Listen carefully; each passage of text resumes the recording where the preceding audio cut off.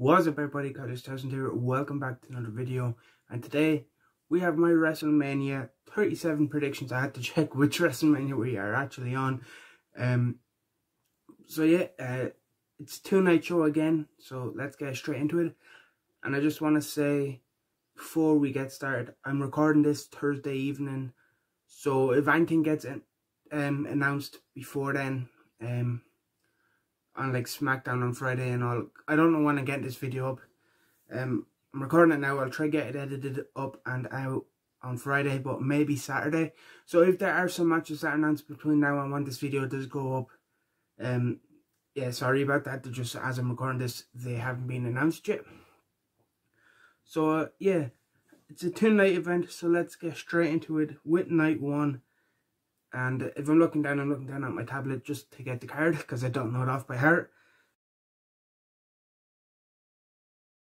Lana and Naomi versus Dana Brooke and Mandy Rose versus the Riott Squad. First Natalia and Tamina in a tag team turmoil where the winners receive a tag title shot the next night against, of course, Jax and Baszler. Looking at all these teams here, there's literally only one real team. The rest are all just kind of thrown together. And that is the Riott Squad, so of course I'm going to go with them. But maybe, I'm thinking outside the box. If I was to pick off the 4 teams listed there, that's who I would go with. Because for some reason WWE have no real women's tag teams. Even though when they did, they broke them up like the Iconics. And speaking of the Iconics, I know I said if I was to pick a team here, it would be the Riott Squad.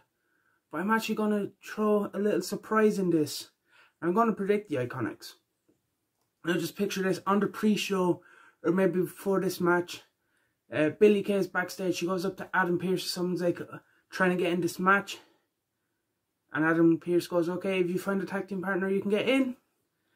And we see her searching for a partner throughout the night. And then finally, we don't see who she agrees with, but the Iconics music hit, they come out, they win, and then go on to win the tag belts. Spoiler alert. So yeah.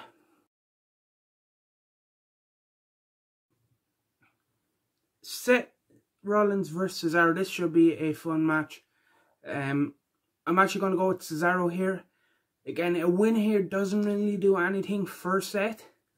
Whereas Cesaro, for so long we've been asking for WWE to push him. This is your chance. Give him a big win at WrestleMania against someone like Seth, who is multiple-time world champion. Again, a loss doesn't harm Seth, but a win would help Cesaro more than it would Seth.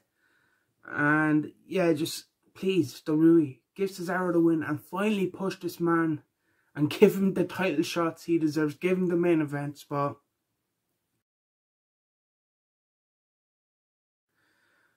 And then going from a match that I am looking forward to a match that I couldn't really care less about. Braun Strowman, Shane McMahon, Steel Cage. I'm not going to waste any time. I'm actually going to go with Braun. Probably should win this and destroy Shane. But I actually did watch Raw this week for the first time in probably about a year. Just to kind of get a feel for where things are going. And Shane kept calling Braun stupid. So they're going to do something stupid and have the best in the world, Shane McMahon, win. And you know Shane McMahon, he's probably going to take a bump from the top of the cage. Like Braun's probably going to throw him off the top of the cage, through an announce table. And that's how Shane picks up the win. And he continues to call Braun stupid. And now we have a match that I'm actually kind of interested in. The New Days, Kofi Kingston and Xavier Woods versus AJ Styles and Omos. And the thing that interests me about this match is Omos.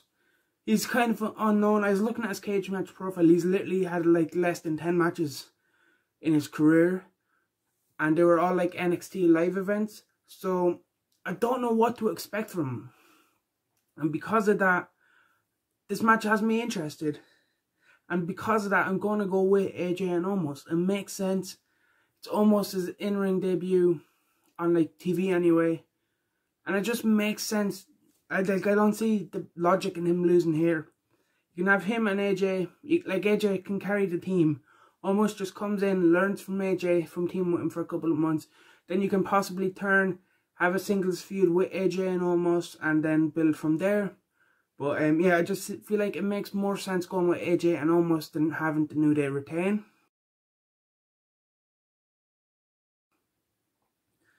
Bad Bunny and Damian Priest up next versus Miz and Morrison. And I was watching Raw. Well, really, since this was a match it was announced, it was originally Miz versus Bad Bunny. And at first I was like, why isn't this a tag team match? You have Priest involved and you have Morrison involved anyway. And plus you could protect everyone involved. Because we all know Bad Bunny ain't losing. Bad Bunny is winning this matchup. Well, when it was just him and Miz.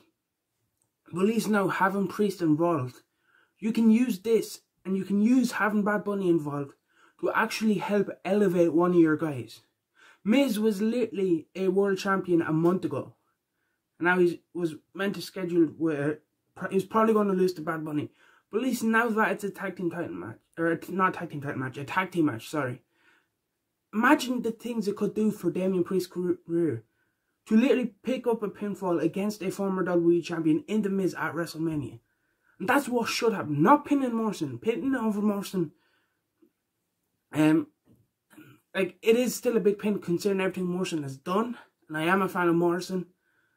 But literally, Miz was the champion a month ago, and I feel like if you want to elevate Priest to that level, have him pin Miz at Mania, pin over the former WWE champion. It will do big things if they build on it, and that's what they should do. But will they?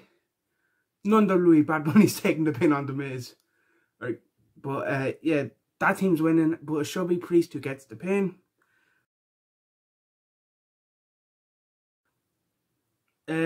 Next up, Lashley versus Drew. I believe this is main eventing, but just the order it's listed here on Wikipedia, it goes this match and women's match. But I do think the women's match should main event, but we'll get to that. Lashley versus Drew. I want to say Lashley retains, just because of his run hasn't really been that special. Like, he didn't defend it at Fastlane, but Drew's getting the win. Drew is getting the moment he should have got last year. And, yeah, he's going to get the moment he should have got last year, win the belt. And that's why I feel like this match will main event. Might have even been announced. But, yeah. Drew is ending the night as the WWE champion in front of a crowd, which he couldn't get last year, which makes sense. But I'm not really a fan of just transitioning the belt to Lashley just to take it off him and give it back to Drew. But, nothing really can do about that. And also, I feel like if it wasn't for that moment of giving it with Drew, just think about how storyline purposes. Imagine this was Drew versus Sheamus, let's just say. That would have been good. It would have made sense with the story that they had going on there. But also, they like broke up the Hurt Business for no reason. And I'm going to go on a little bit of a rant here. They broke up the Hurt Business. Why? Not to build to a pay-per-view match. You break up the Hurt Business to build to a match they're not even in. You build to a match against Drew. Why? What is the point in breaking up the Hurt Business when it means nothing? The Hurt Business were one of the best things on Raw. I wasn't watching Raw weekly, but I was keeping up with what they were doing.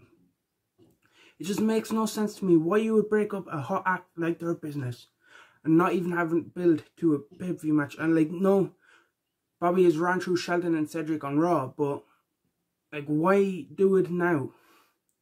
It just doesn't make sense. Like, imagine if this, they actually broke up the Hurt Business, but it led to a three-way between Lashley, Drew, or Lashley, Cedric, and Shelton. And you could have had like Sheamus and Drew for like the US title. Just say Drew, instead of having Riddle versus Sheamus here, you have that at Fastlane, and then you have the Riddle or the Drew Sheamus match here. But yeah, for some reason they broke up their business for no reason, just for a Lashley versus Drew match. Like, I just don't see the logic in that. But we're going to move on. Drew's probably going to take the belt back and get the moment he should have had last year. And now the match that I'm really looking forward to, a match that I feel like should main event night one, but probably won't. Sasha Banks, Bianca Belair. This is going to be awesome. Two of the best on the women's roster in the WWE. And I'm going with Bianca Belair. I feel like this is her moment to shine. This is her breakthrough. And again, a loss here doesn't do any favours to Sasha, but they need to capitalise and elevate Bianca to that main event level while she is hot. Which is a thing that we haven't done in the past. Like, look at Shayna. Look at where she was going into Mania last year. She was ready. She was that main event level. Now she's just putting some tag team match with Nia to fill time. So they need to capitalise on Bianca while she has the momentum. That's why I'm praying, I'm hoping to go with the EST to become the new SmackDown Women's Champion. Okay, so now let's get into day number 2, which is Sunday, which is actually going to be my birthday as well, so I'm really looking forward to this day. Yeah, so let's get started. Women's tag team match, winners of the gauntlet, or the tag team tournament, sorry, face Jax and Baszler. And as I said, I'm going with an outside shot. I'm picking the Iconics to reunite at Mania, win the turmoil, and win the belts. And even if they don't, I'm going with whoever wins the tag team turmoil to win the titles.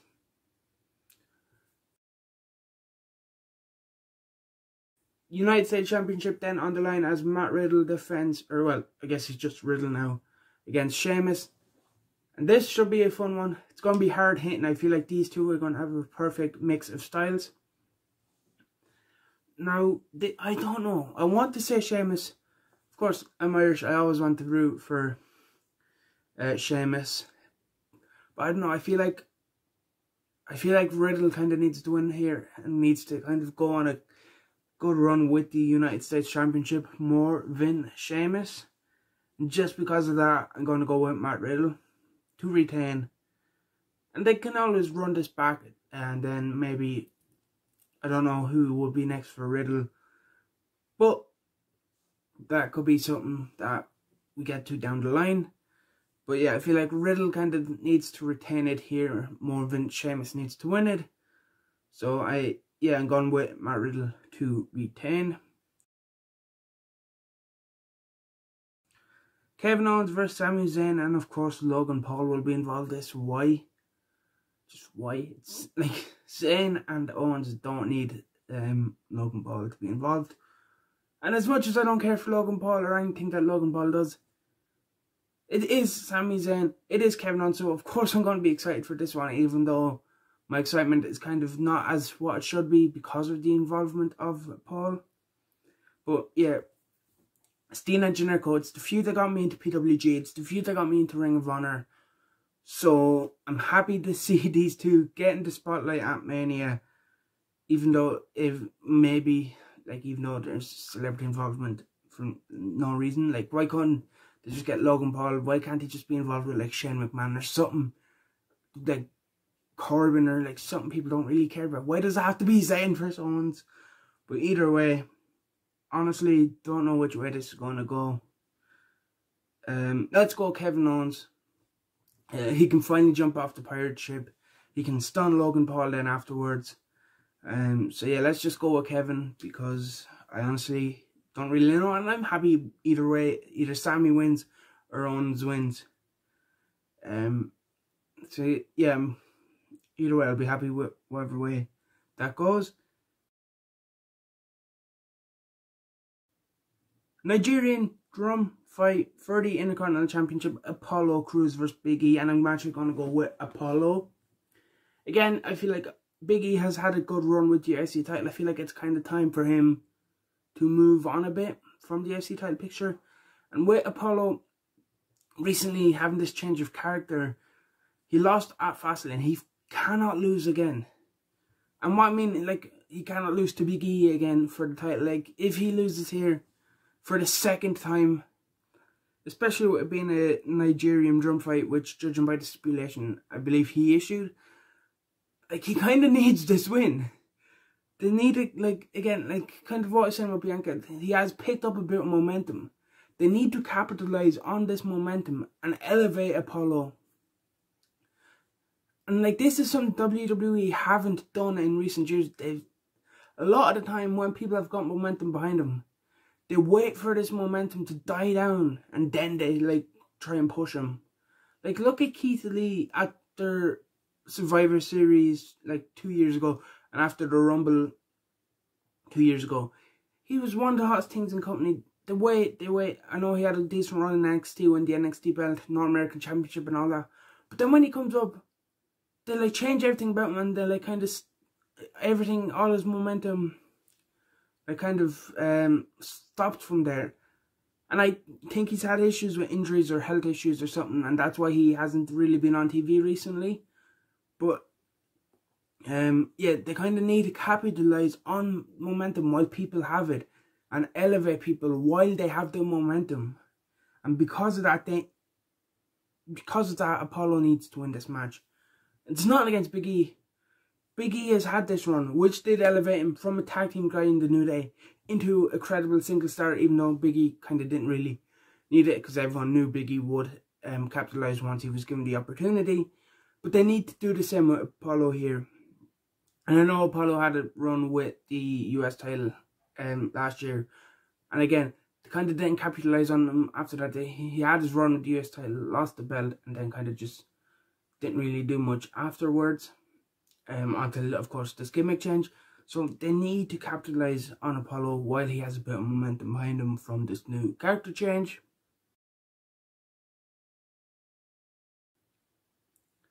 The Fiend versus Randy Orton.